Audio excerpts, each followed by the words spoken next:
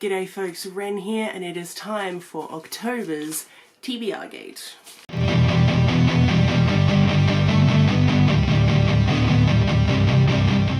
So it's October, and I really wish I could have done like spooky makeup or something, but it's really hot, so not doing that.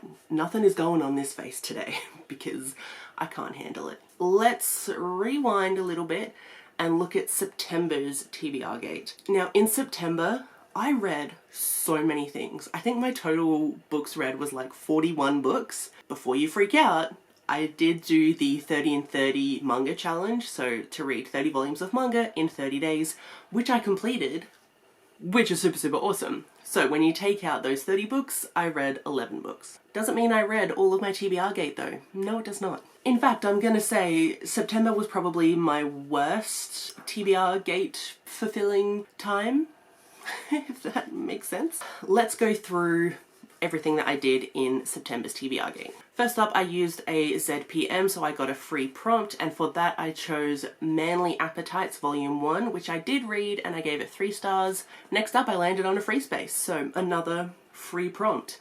And for that, I chose Arthur and Teddy Are Coming Out, and I have started this.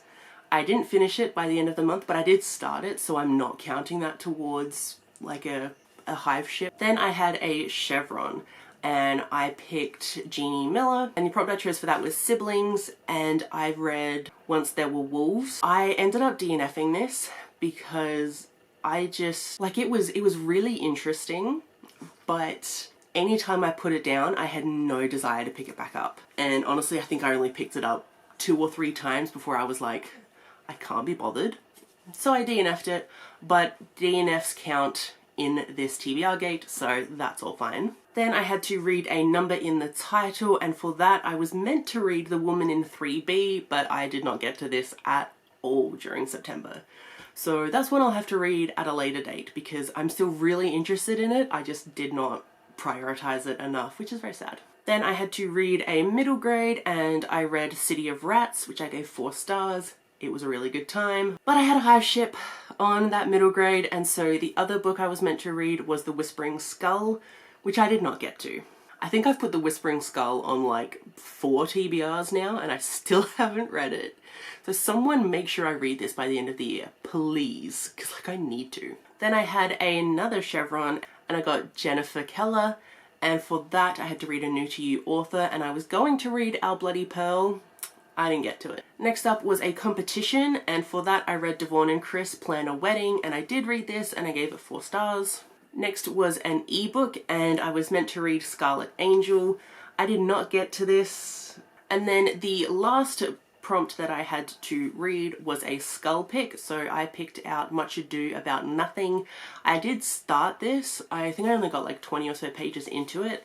I did start it with the intention of finishing it at a later date. So that was September. Now on to October. There are at least 3 priority reads that I have for book clubs, and I think I'm partaking in like 4 readathons maybe. So the first book that I have to read for a book club is for my own book club, which is Queer or Not Book Club, and in October we are reading Small Miracles. I should be able to get to that. Really need to put it on some TBRs because I keep forgetting about it. Just like every month I keep forgetting my own book club. Next up, I have Subcutanean, which is the October pick for the Smut Salon, which is Katie Colson's Patreon read. Really looking forward to that because it's a queer horror where like every copy is different, something like that. So that looks really fun. And then the third one is for the Psy Changeling Readathon, which is hosted by Kirsty from K-Beth Bookish. That link will be listed down below, but she is doing a read-along that I think she said would probably take like 2 years to read the entire Psy Changeling series, which is a series I have wanted to read for a while. So that is starting in October, and we're reading the first book, Slave to Sensation, so I need to read that one as well. Then for readathons happening in October, I am obviously partaking in Bookoplathon, which my TBR has already gone up, I believe. I am also doing Gothtober. There was also Monster Mash that I think I was going to try and do. I'm not sure if I'm able to do that anymore. And there's also Screaming in Colour, which is Gabby's Patreon readathon happening. And then there's the Read Like Hellathon, which is an Instagram one, which I also want to partake in. Too many readathons, never enough time. We'll see if I get to any of these, but kind of the main two would be Bookopoly and Gothtober, so we'll see if I get to any of those.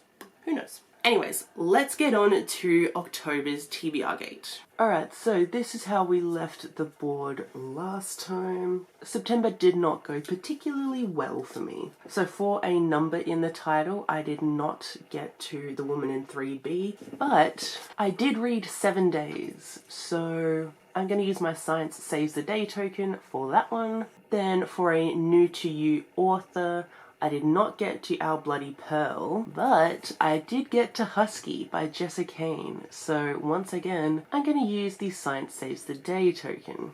And then the last book that I did not get to was for ebook. I did not get to the third in the Mindfuck series, but I did get to Puppy Love, which I read on my Kindle. So I'm going to use my very last Science Saves the Day token because I really don't want any more Hive ships.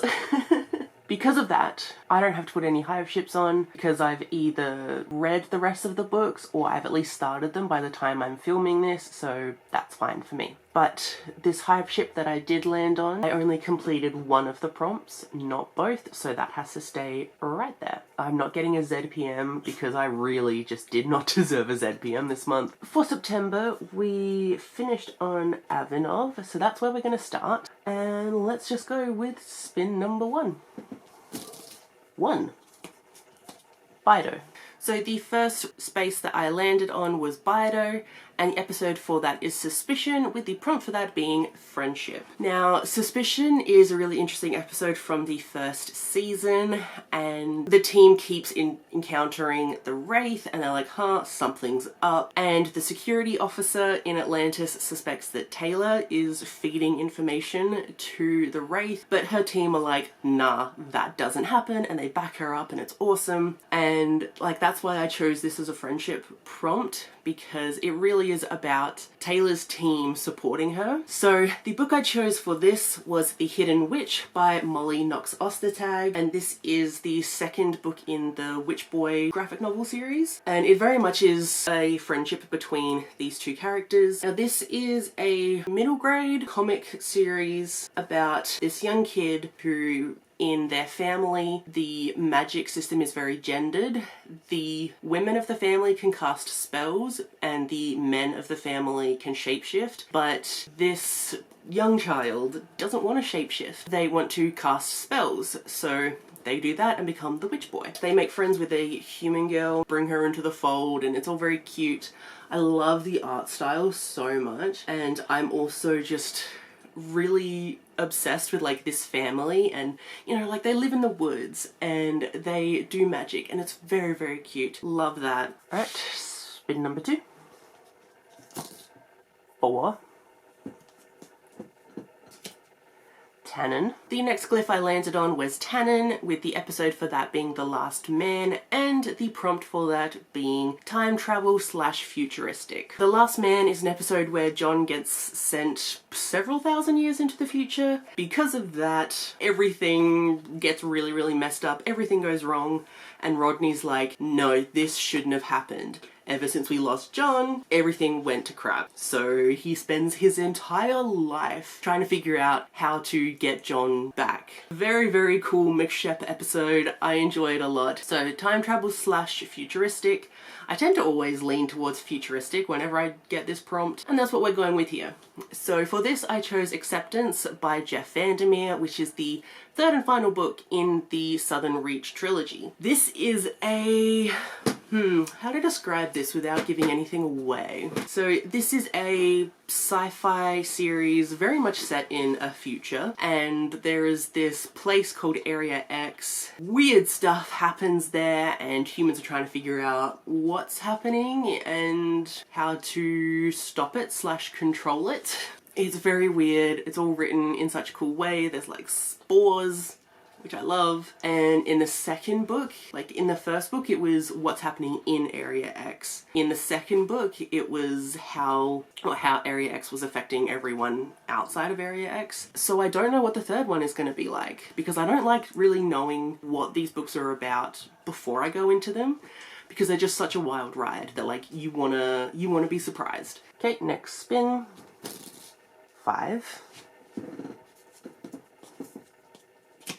Abrin. So next up I landed on Abrin, with the episode for that being Phantoms and the prompt for that being Mental Health Rep. So Phantoms is such a fun episode because there is a wraith device that makes everyone around it see potential threats. So instead of seeing your friend, you would think, oh, they're a killer gonna kill me type thing. So basically everyone's kind of losing their mind.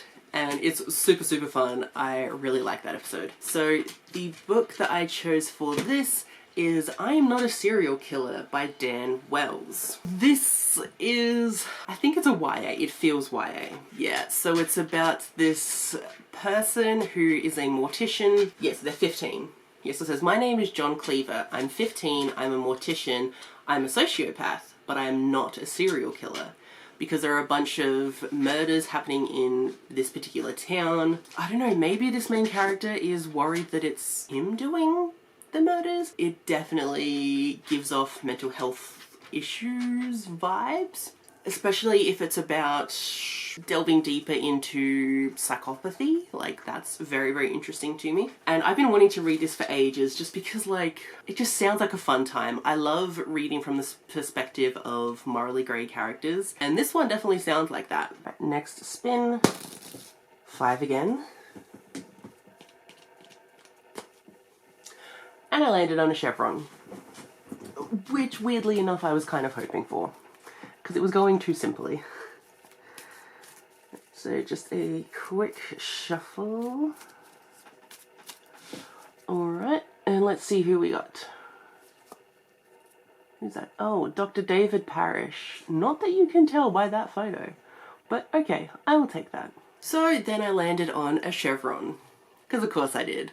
And this time I got Dr. David Parrish. Parrish is like a fun character because he's in like 2 episodes, but the fandom love him. It's just, you know, he's just one of those characters where it's like, you don't have much in the show, but in the fandom you have our hearts. So the 3 prompts for Parrish are all the plants with plants on the cover, it's queer in the fandom, an LGBTQIA plus book, and Long Way From Home, so a book outside my comfort zone. So for this, I had to go for the queer prompt because I feel like I just haven't had enough queer books in my life recently, even though I have, but like it's never enough queer books really. So for this, I've chosen to read My Lord, Lady and Gentleman by Nicola Davidson, which is the 3rd in the Surrey Sexual Freedom Society series. This is a historical romance series that I've been enjoying.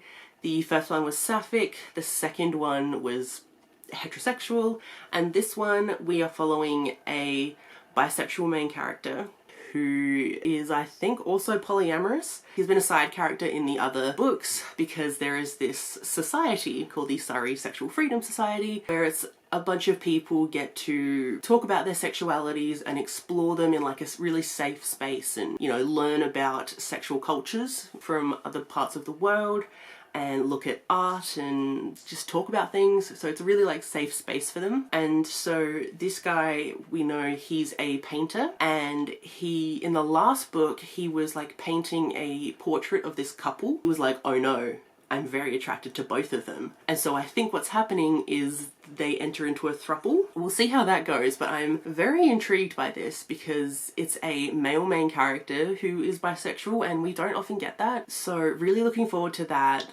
Alright, next spin. 8.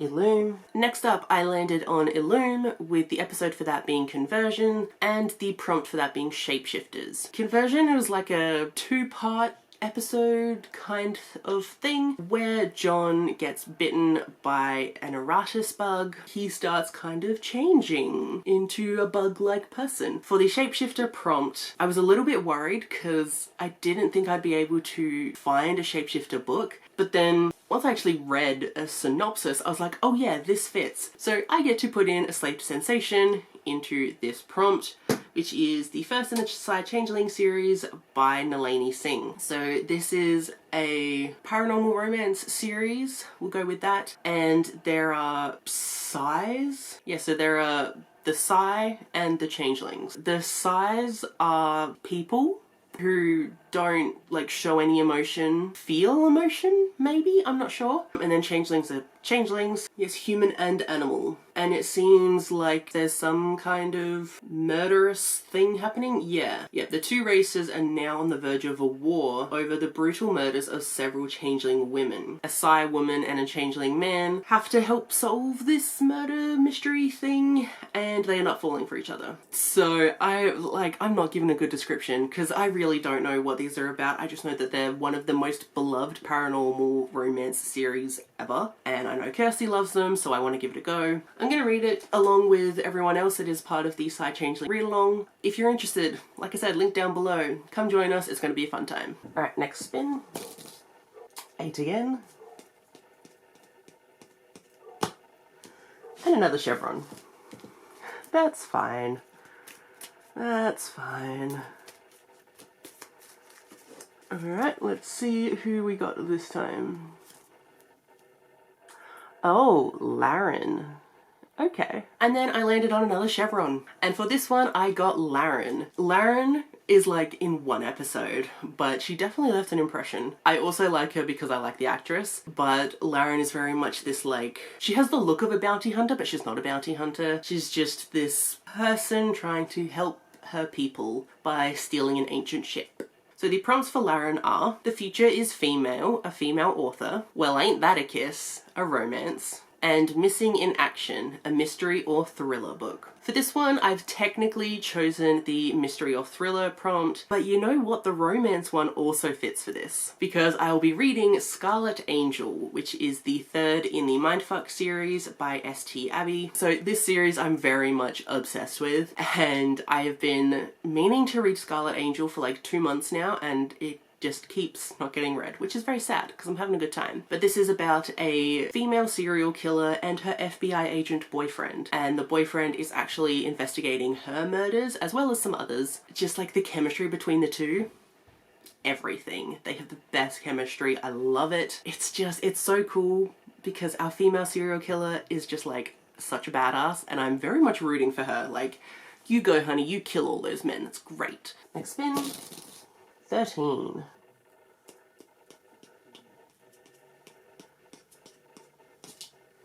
Rectic. So the next glyph that I landed on was Rectic, the episode for that being Adrift, and the prompt being a non-pretty cover. Adrift, very much a favourite episode of mine because it's Atlantis went for a bit of a flight and she's now stuck in like a random point in space, just drifting because she has no power, and she's very much been through the wars. She is super beat up, but because Atlantis is so beat up, the prompt is a non-pretty cover. Now, these are very much my opinions for non-pretty cover. Now, I will say this book has had a cover change. Since like I first saw this book, it had a cover that I was like, kind of sucks. The cover it has now, better, but you know, we're just gonna go with what the cover used to be. And I need to fit this book in anyways, okay, so let me have this. So that is Small Miracles by Olivia Atwater, and this is my Queer or Not pick for October, so glad I could get that in. So this is another paranormal, I don't know if it's a romance, but it's a paranormal book about a fallen angel who is tasked with making a particular person sin because nothing has seemed to work so far and they really want their soul. So this fallen angel tries many different things to get this person to sin, but it's not working, and potentially they fall for each other. Ooh, it's also been described as a cozy urban fantasy. That's a fun vibe. Alright, next spin. 11.